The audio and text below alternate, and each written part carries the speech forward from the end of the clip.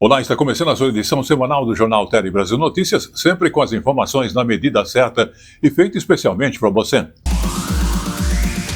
E nessa edição abordaremos a questão da economia brasileira, que cresceu pelo 5º ano consecutivo. Isso por causa da própria agropecuária aqui no Brasil. Vamos falar também do lançamento em Brasília de um guia com dados e orientações para promover um turismo seguro e incluso para as mulheres que viajam sozinhas. Vamos falar também de cinema. Na parte de cinema, um clássico brasileiro acaba de ser restaurado e está de volta às telonas. São Paulo, Sociedade Anônima. Isso você vai conferir e outras notícias também nesta mesma edição. Então, vamos a ela. No ar.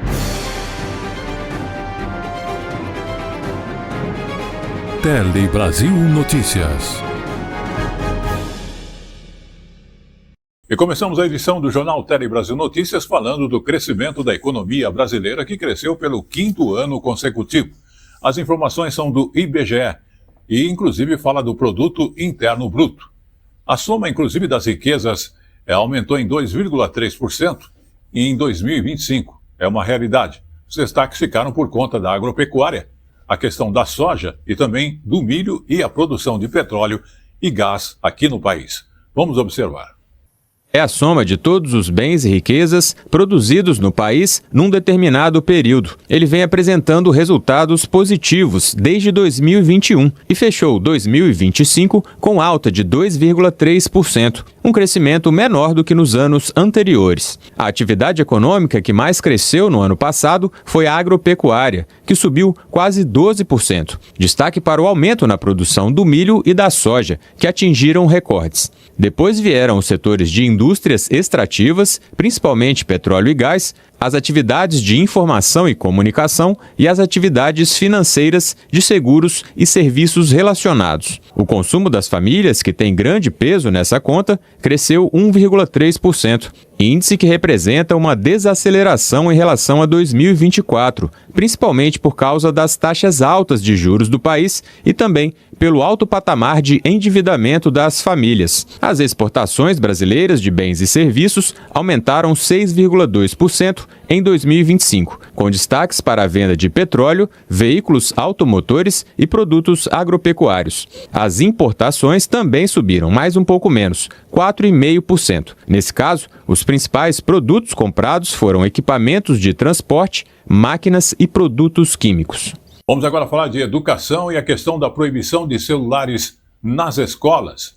Agora também algumas universidades privadas de São Paulo começaram a proibir o aparelho também em cursos de graduação, uma medida que tem provocado polêmicas. Então, vamos acompanhá-las. Na faculdade onde Joseph estuda, as regras sobre o uso do celular em sala de aula passaram a ficar mais rígidas. No meu caso, eu diria que até que é bom, porque ajuda realmente a focar, mas, às vezes dá vontade de pegar assim no meio. Situação semelhante na faculdade onde Isabela estuda. E agora os professores estão chamando mais atenção para o computador aberto, eles estão preferindo o uso de caderno, anotação em caderno, às vezes anotação em tablet, em iPad. E eu prefiro anotar no caderno, porque acho que retém melhor a matéria.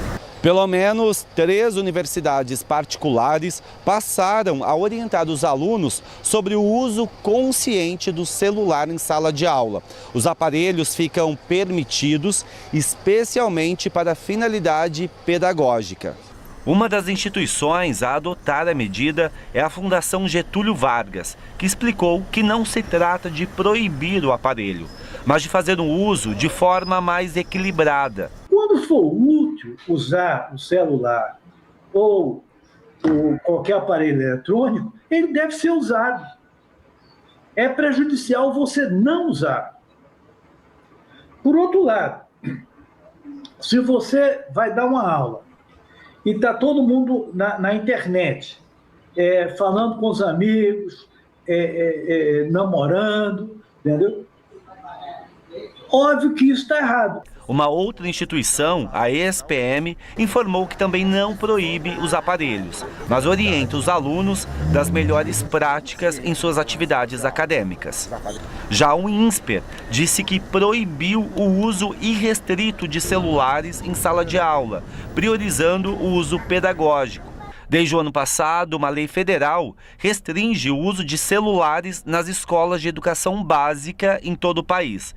A medida não se aplica às universidades, mas pode incentivar as instituições a adotar regras semelhantes. Eu acredito muito que a gente deveria caminhar para a construção de combinados e para essa educação midiática e digital que permite ao próprio estudante gerenciar o uso que ele faz de um dispositivo como o celular. Ao mesmo tempo em que a gente precisa contemplar os riscos e os desafios e os problemas que vêm a partir desses dispositivos digitais, a gente também precisa levar em consideração o que tem de positivo nele, né? Essa possibilidade de acesso a tanta informação instantaneamente, e como isso também pode ser rico, né? Por isso, eu gosto muito de pensar que a educação é esse caminho mais seguro para a construção de uma autonomia, e a gente não vai ficar tutelando, né, esses jovens, esses adultos ou jovens adultos pela vida toda.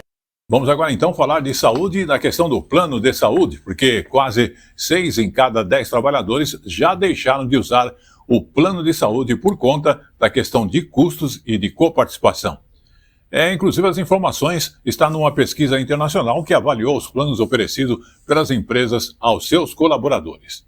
Outro entrave apontado pelos empregados é a dificuldade na autorização de procedimentos, né, alguns determinados, e também a questão de consultas. Vamos observar.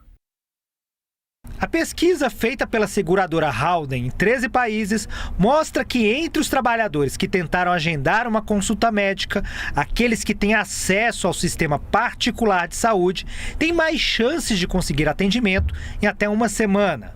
Para essa consultora, esses dados mostram a importância das empresas oferecerem esse benefício aos funcionários. Existem regiões no Brasil que o SUS funciona muito melhor até, né, do que as assistências privadas. O que acontece é que muitas vezes ele não é suficiente.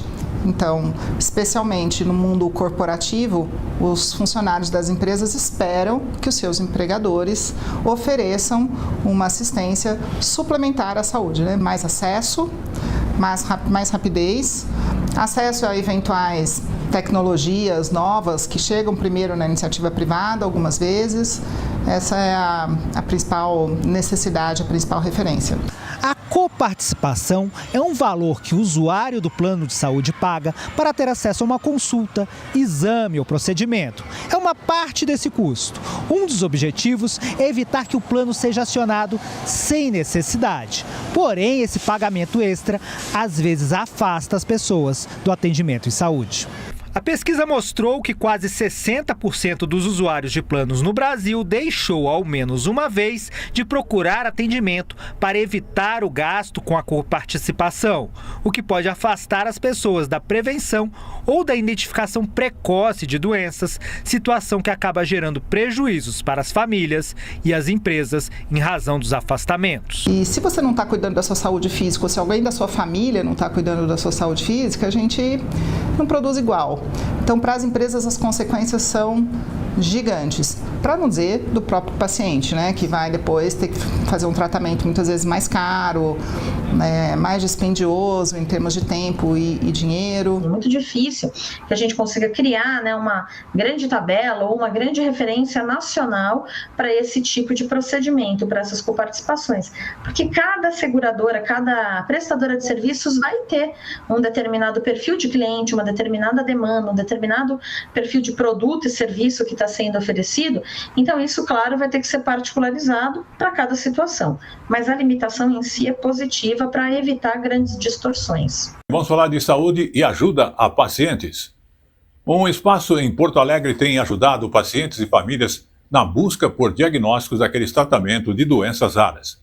Essa casa é especializada em diferentes áreas e oferece um atendimento integrado, além do desenvolvimento de pesquisas, que é importante para as novas terapias. Vamos conferir nesta reportagem da TVE do Rio Grande do Sul. emissora também da Rede Nacional de Comunicação Pública. Hoje foi dia de avaliação odontológica, mais uma etapa na jornada do Arthur. Esse menino de olhos brilhantes e cheio de interesse no que acontece ao redor. O dentista escovou meus dentes. E tu ficou mais curioso? Eu fiquei mais curioso vendo essa casa. Pois essa é a Casa dos Raros, que agora também é do Arthur em busca do diagnóstico. A Priscila conta que a família logo notou os sinais. A gente desconfiou desde os 6 meses que ele tinha algo que não batia com o normal. E com 8 meses eu digo, não, vou achar. Tem alguma coisa. Ele não rolava, ele não tentava levantar o pescoço, não tentava engatinhar. Do pediatra para o neurologista, e aí começou a jornada. Ele disse que 90% dos casos de hipotonia que chegavam até ele não tinha fechamento de diagnóstico. A gente sabe hoje que um paciente com doença rara leva cerca de 6 a 7 anos para chegar ao diagnóstico, tá?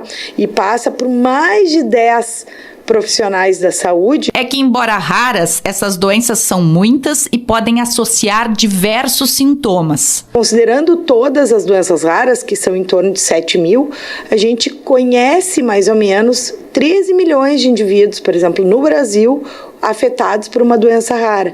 E isso não só a pessoa com a doença rara, mas a família também, porque 80% das doenças raras, elas têm uma causa genética. Então, muitas vezes a gente pode até ter outros familiares afetados também. Na medicina, as pessoas são treinadas para ver doenças comuns, não ver doenças raras. Então, muitas vezes a pessoa não consegue juntar 2 sintomas. Foi assim que nasceu a Casa dos Raros há 3 anos.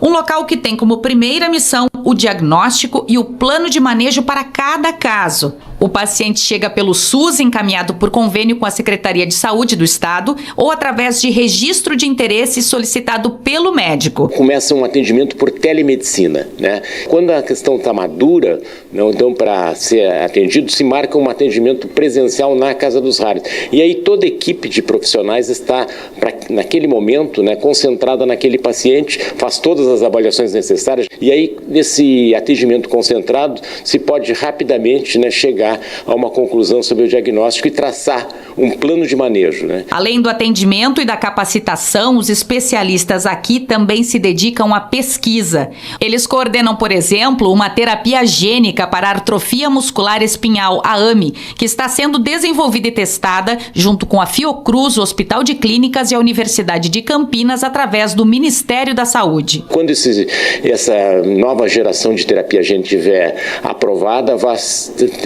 custar mais ou menos 1/3 do valor. Então isso aí deve resultar num produto que vai ser disponibilizado no Brasil e que talvez seja exportado para outros países, principalmente da América Latina, né, que precisam de medicamentos para doenças raras a um custo mais reduzido.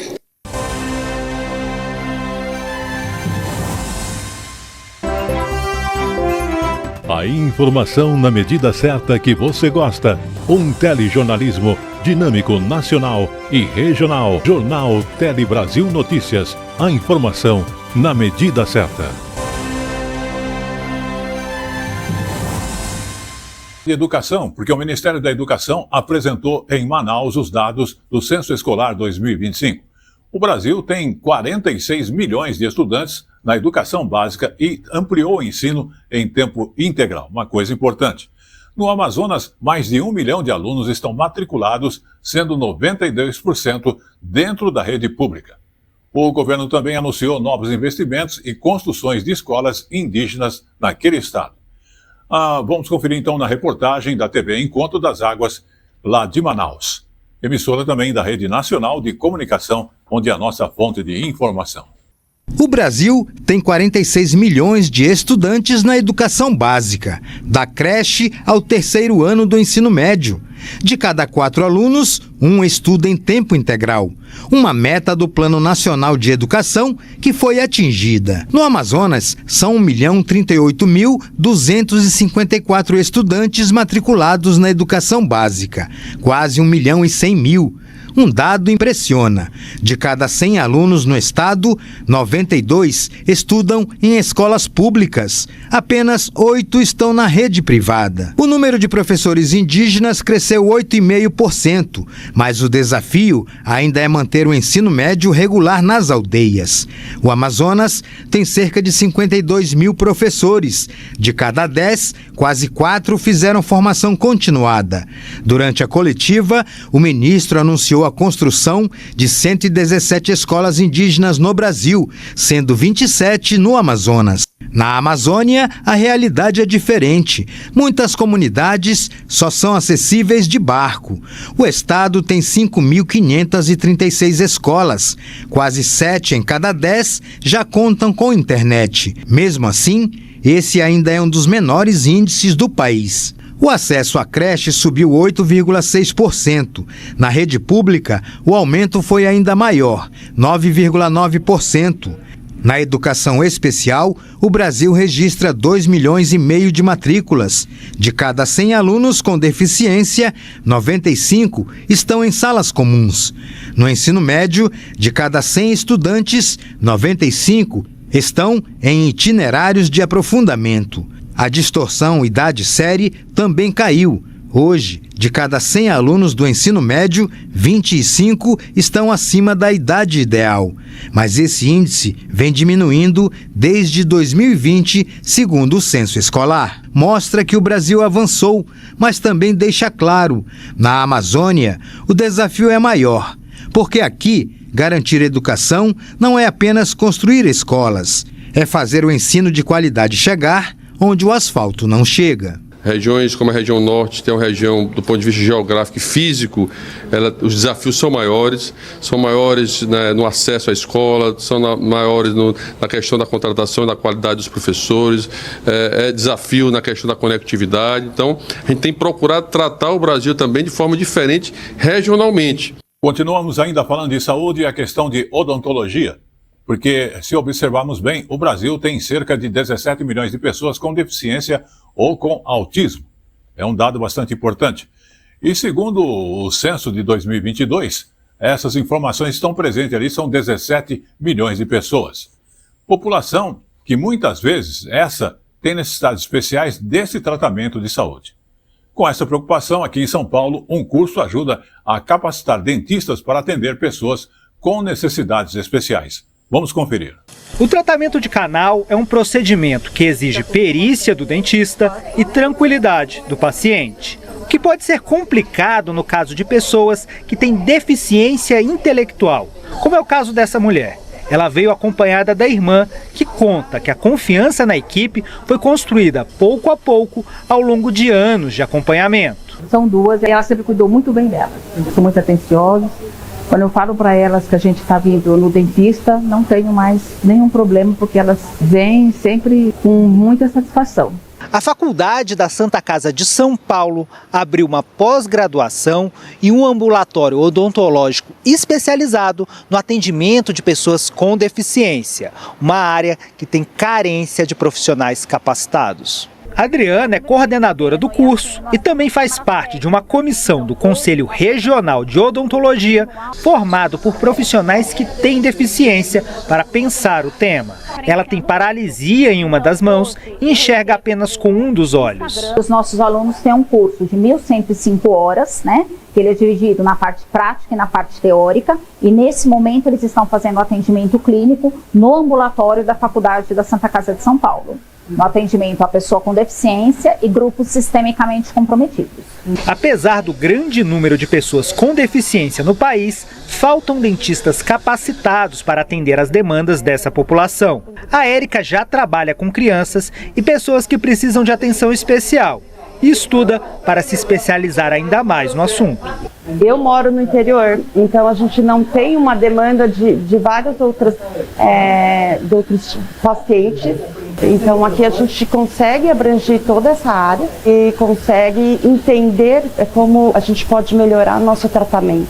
Vamos abordar outro assunto, que é a questão das mulheres no Exército. Após passar então pelo processo de recrutamento, as mulheres ingressam pela primeira vez de forma conjunta e voluntária no serviço militar inicial. Ao longo do ano, mais de 100 recrutas devem ser integradas ao Exército, Marinha e também à Aeronáutica. Vamos conferir. Esta semana, as Forças Armadas abrem as portas para as incorporadas no Serviço Militar Inicial Feminino. O processo começa pela formação básica. Com duração de 3 ou 4 meses, as voluntárias passarão por adaptação à rotina militar e atividades de treinamento. Concluída essa etapa, elas irão desempenhar atividades administrativas e operacionais em cada força. Faltava a presença do segmento feminino no Serviço Militar Inicial. Foi através de uma iniciativa do nosso Ministro da Defesa. Isso é um sonho que está concretizado. A gente tinha necessidade de fazer adaptações e a nossa esperança é que a gente possa aumentar essa presença do segmento feminino para números ainda maiores em curto espaço de tempo. A gente vai aumentando ano a ano até chegar nos níveis que são os níveis que a gente espera ter. O serviço feminino terá duração inicial de 12 meses, podendo ser prorrogado por até 8 anos. Para as recém-incorporadas, o momento simboliza mais que um sonho. É uma conquista pessoal e profissional. Não vou mentir que tem que ter garra, mas toda mulher tem. É só encontrar, é só forçar um pouquinho que ela encontra. Minha expectativa agora é crescer, fazer mais cursos, crescer minha patente e criar a vida nisso, como eu sempre sonhei.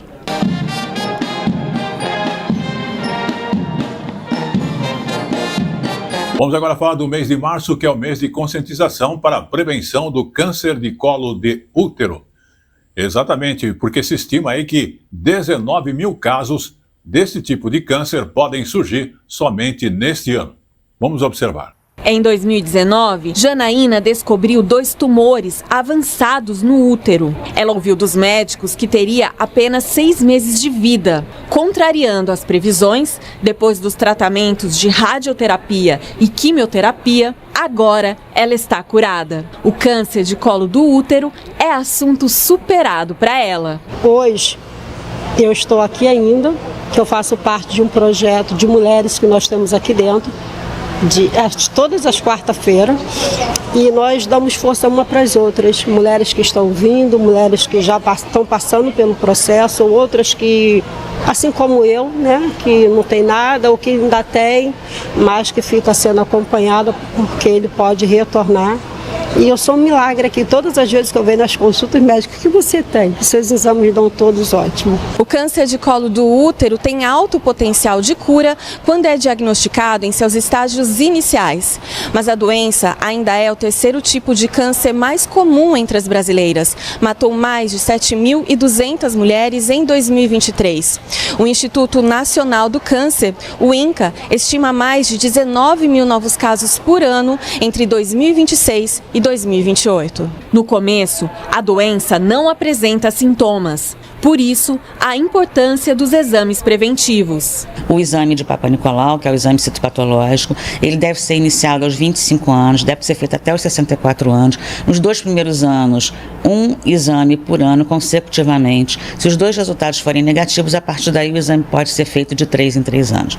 Mas agora nós incorporamos em 2024 no SUS os testes de detecção de HPV oncogênico, e esses testes progressivamente vão substituir o Papa Nicolau no rastreamento. O câncer de colo do útero é causado pelo vírus HPV, transmitido na relação sexual. A vacina contra o vírus, disponível pelo SUS desde 2014, já reduziu em 58% o número de casos desse tipo de câncer entre mulheres de 20 a 24 anos no Brasil. A gente já pôde constatar uma grande redução no número de verrugas genitais, que é o condiloma, que é outra doença que é causada pelo HPV, e também nas lesões pré-neoplásicas no câncer, no colo uterino. Então isso já foi constatado, inclusive aqui no Brasil.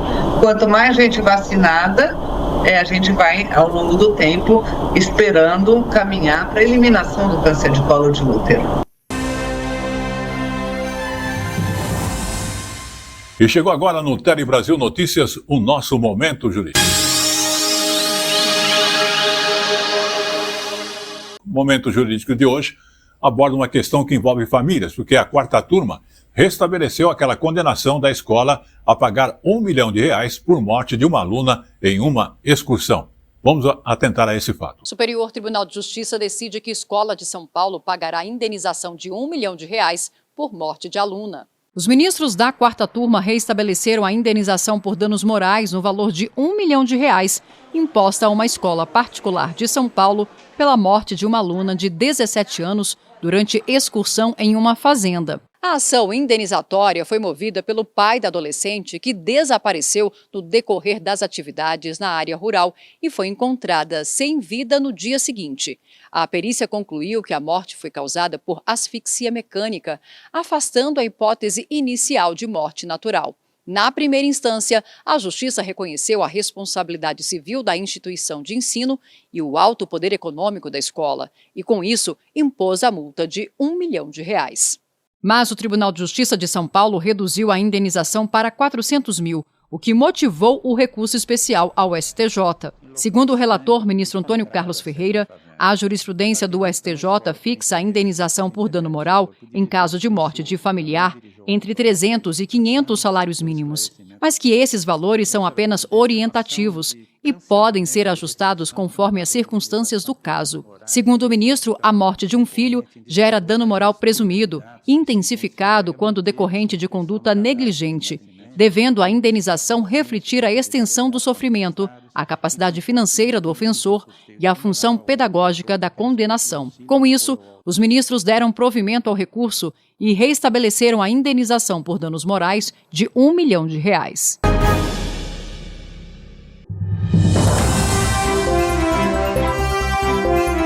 A informação na medida certa que você gosta. Um telejornalismo dinâmico, nacional e regional. Jornal Tele Brasil Notícias. A informação na medida certa.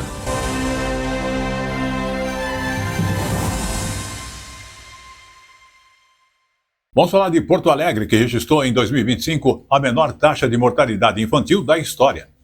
E, se observarmos bem, o resultado é atribuído ao fortalecimento das políticas públicas voltada ao pré-natal, no parto e no primeiro mês de vida daquele bebê.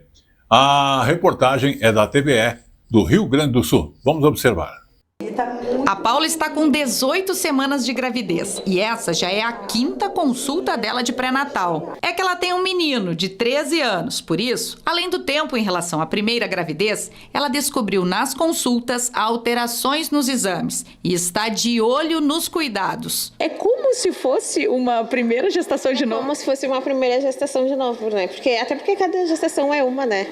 A do meu filho foi bem diferente, foi bem mais tranquila, não tive complicações que eu nem estou tendo agora, diabetes gestacional, essas coisas dele, foi bem mais tranquilo. E tem que ser assim mesmo, desde o comecinho. Identificar as gestantes é um trabalho de busca ativa dos agentes de saúde nas casas. Mas na unidade, também é possível descobrir a gravidez. Quando a mulher vem no posto para ela aplicar o anticoncepcional, se esse anticoncepcional está em atraso, a gente já faz o teste rápido de gravidez.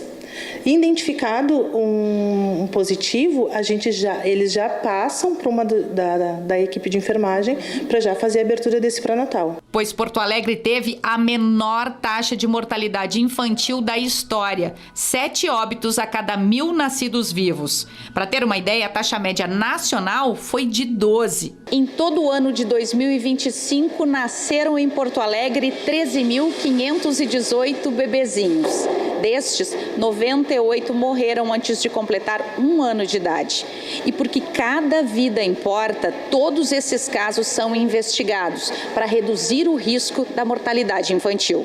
A partir dessa investigação, ela nos dá subsídios para que a gente consiga identificar quais.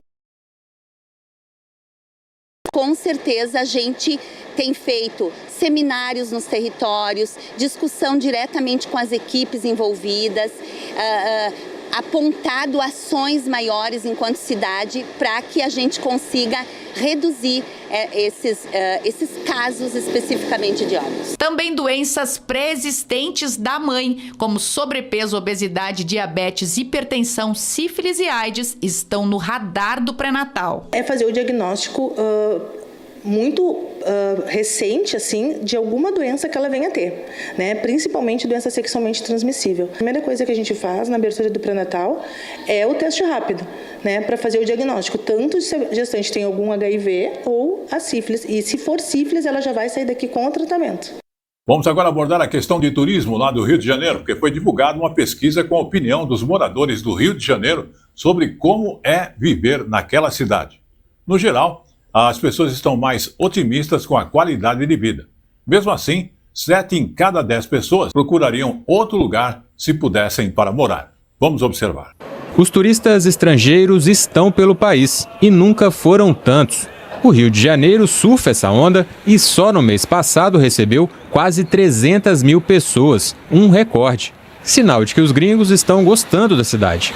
Mas e os moradores? Eu acho a cidade maravilhosa, só tem alguns riscos, mas é muito bom. Eu acho bom. População, é um lugar agitado, gosto de agitação.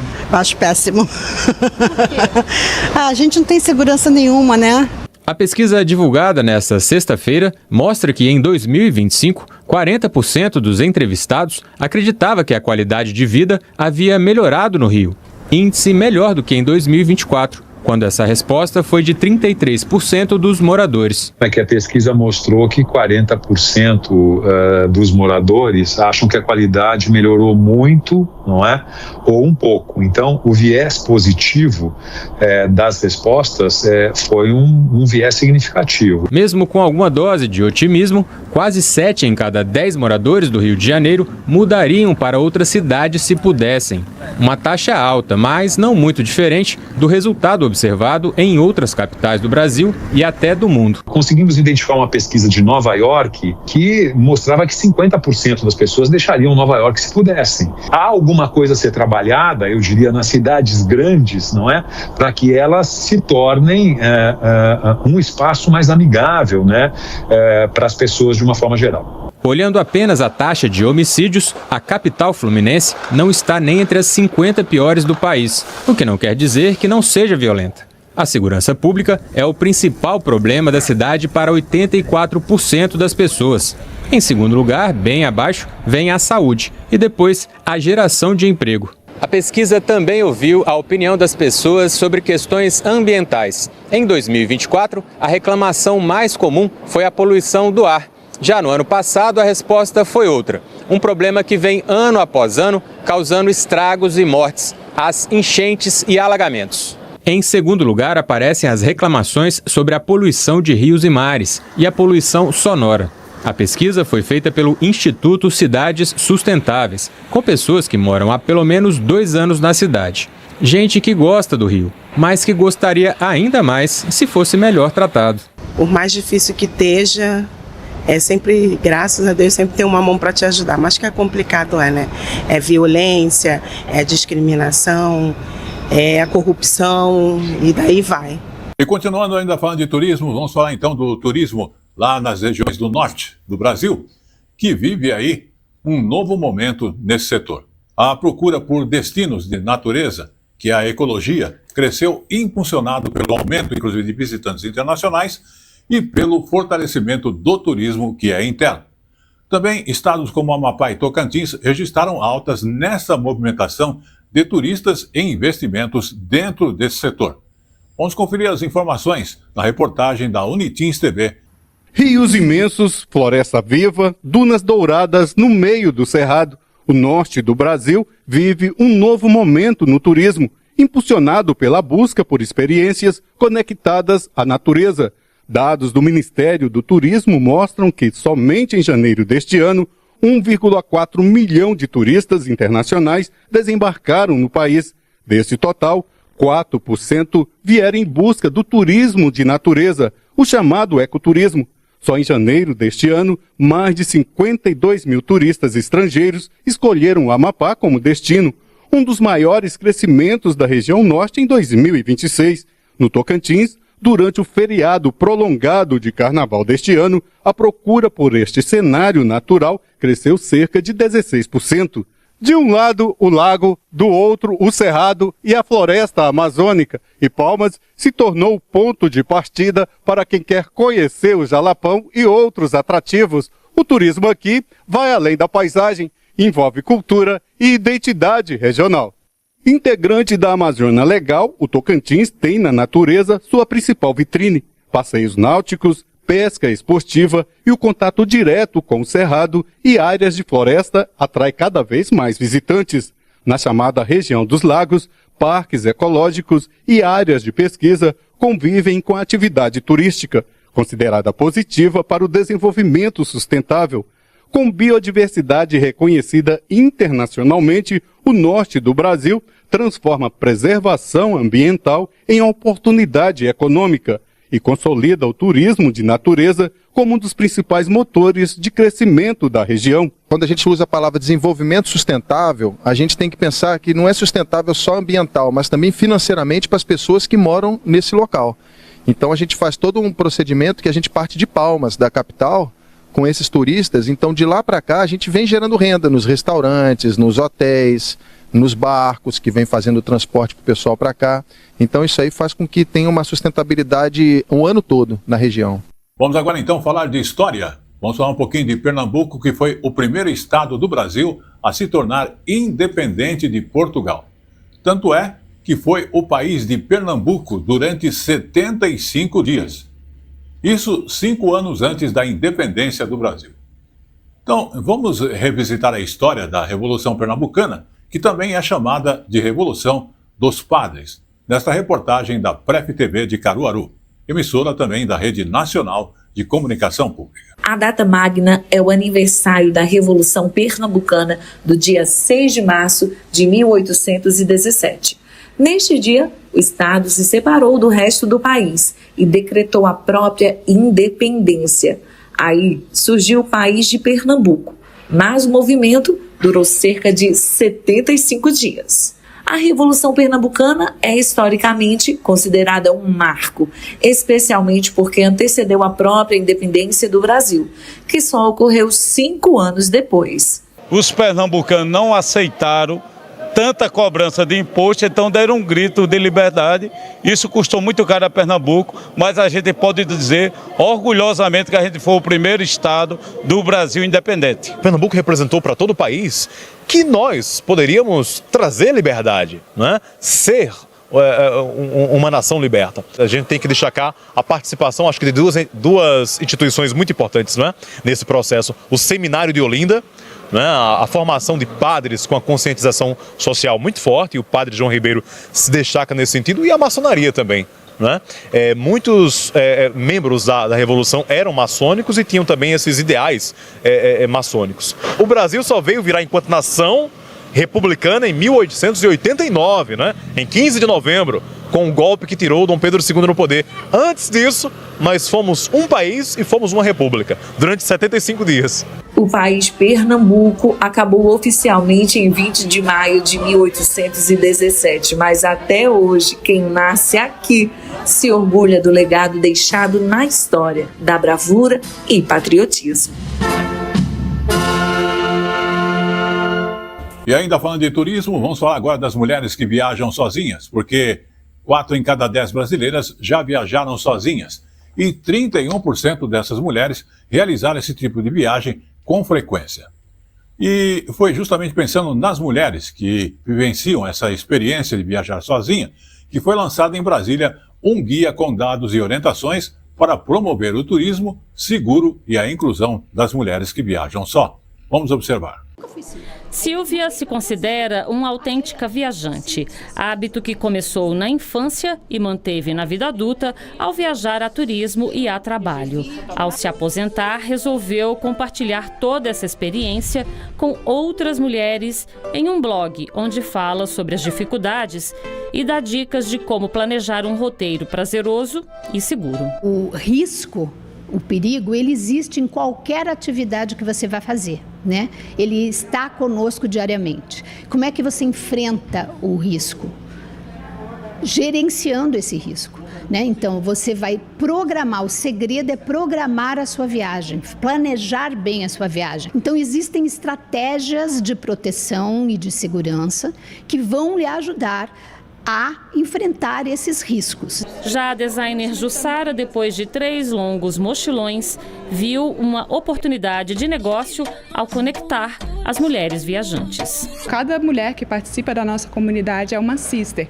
E essa mulher pode ter o comportamento tanto como viajante, né, utilizar a rede com o objetivo de se sentir mais segura naquele destino, se sentir mais acolhida. E do ponto da anfitriã, né, aquela que está recebendo a sister, é uma forma também de liberdade, né, uma liberdade financeira. Então, essa troca ela propicia diversas formas de liberdade, a gente fala. Buscando ajudar as mulheres que viajam sozinhas, o Ministério do Turismo lançou um guia inédito. O material traz dados e orientações para promover um turismo mais seguro, responsável e inclusivo para o público feminino. O documento está alinhado ao Pacto Nacional de Enfrentamento ao Feminicídio, lançado no mês passado. E esse guia é exatamente a nossa ferramenta, a nossa arma para poder fazer esse enfrentamento. No nosso estudo que nos trouxe a esse guia, foi verificado que 60% das mulheres deixam de viajar por ter algum medo, por ter algum problema de insegurança.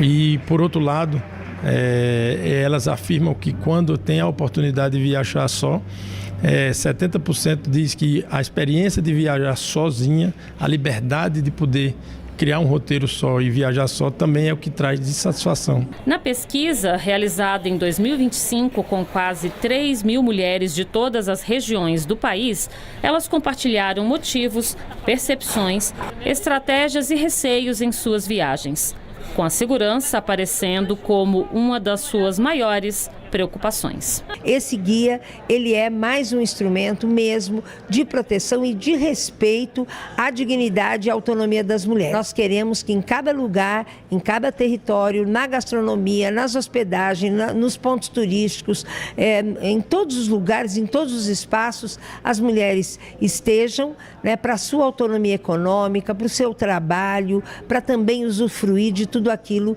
que esse país tão lindo, né, pode oferecer também para as mulheres e para as mulheres sozinhas. E como eu falo sempre, tudo que é bom dura pouco. O Tele Brasil Notícias Semana está chegando ao seu final, agradecendo aí a sua audiência em qualquer parte do mundo e aqui no Brasil. E vamos encerrar falando um pouquinho do cinema nacional, que é um clássico brasileiro, acaba de ser restaurado e está de volta às telonas. É justamente o São Paulo Sociedade Anônima. O longa conta a história de um homem que vivencia uma época de mudanças que aconteceram nos anos de 1960 aqui na capital paulista, até com imagens de São Paulo antiga.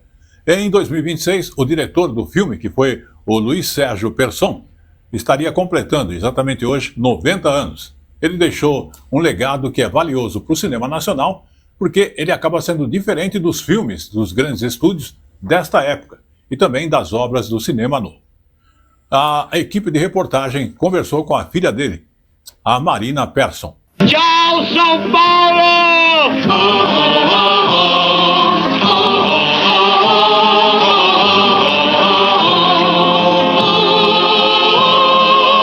O Carlos é esse personagem que não se ajusta a uma vida que é esperada dele, né? Uma vida pré-moldada. Ele é retratado como esse indivíduo que não vê muito sentido na vida dele, que tenta escapar de uma realidade que é imposta a ele, porque ele vive numa cidade que está se industrializando e que depende dos seus indivíduos que façam parte dessa grande engrenagem para essa máquina trabalhar.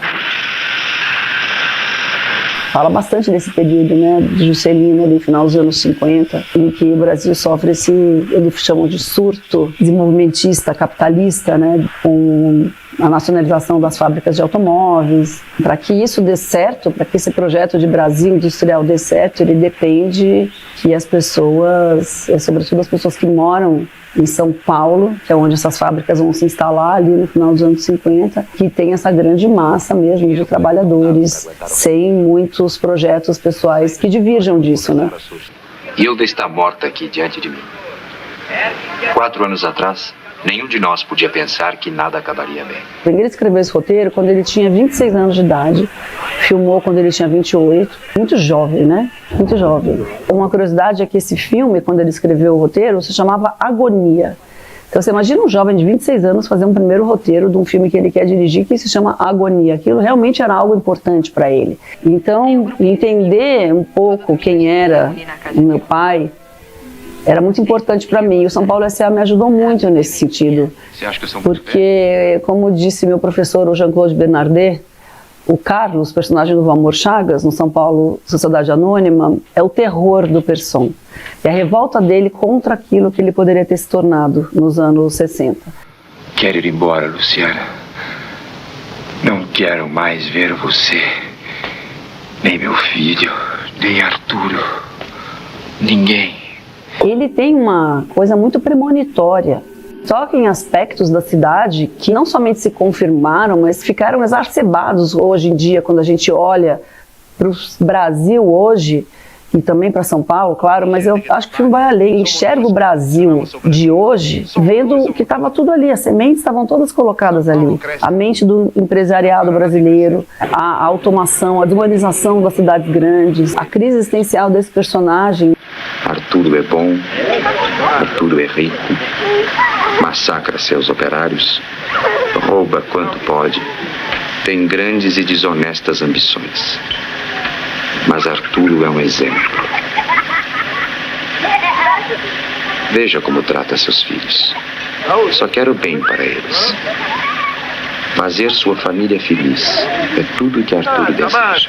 O filme entrou em cartaz em 28 salas do Brasil no dia 26 de fevereiro. O que é muito curioso desse filme é que os jovens assistem ao filme e eles têm uma compreensão tão ampla do filme. Isso só confirma uma impressão que eu tinha de que o São Paulo S.A., apesar de ser um filme que tem São Paulo no título e conta a história de um jovem no final dos anos 50 no Brasil, ele tem uma universalidade muito maior. A grande questão, a essência do filme, que é a crise existencial desse personagem, que é um homem de 25 anos, ela chega até os dias de hoje. Para além disso, acho que ela poderia ser transportada para qualquer outra cidade grande do mundo, em qualquer época.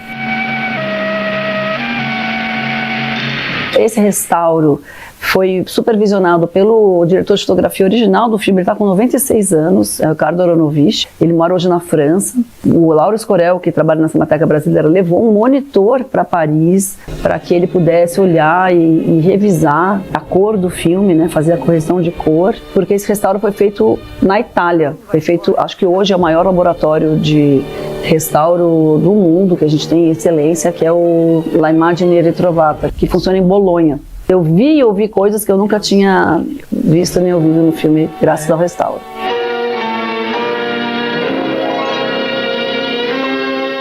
Meu pai sempre quis fazer, tanto no cinema quanto no teatro, em tudo que ele fez na vida, ele tinha como grande objetivo a comunicação com o público, né? Ele queria fazer obras para grandes massas.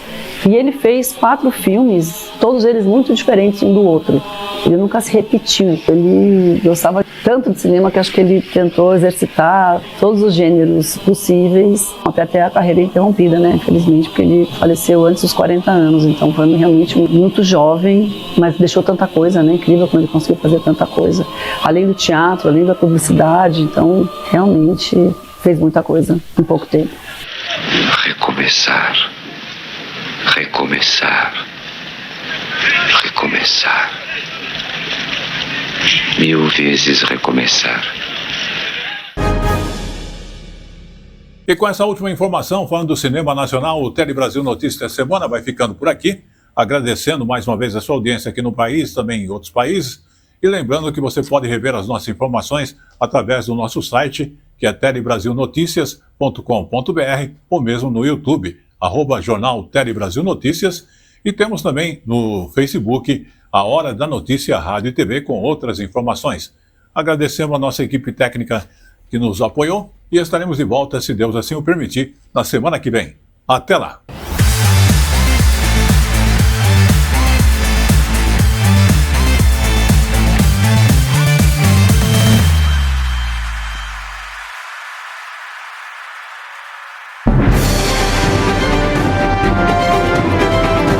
Tele Brasil Notícias.